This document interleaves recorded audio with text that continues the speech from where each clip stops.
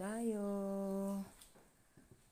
Ang ulam for today is bagoong. And then, tuyo. Meron tayong ginamos na isda or bagoong na isda. Meron tayong mustasa. Meron tayong pritong talong. Ayan, meron tayong mangga na hilaw at mangga na hinog. Ating kanin.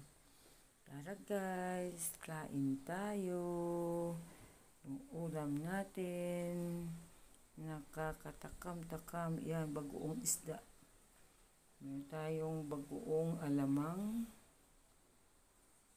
tsaka tuyo, mustasa, at saka pritong talong. Ayan. Tara guys. Eating time. Diet pag may time. Thanks. Babus. God bless you all. Happy Saturday. Meron pa kami dito guys. Oh. Binibenta namin bagoong alamang. Ayan. Or bagoong isda. Ayan. Sino may gusto, PM lang. Bye-bye.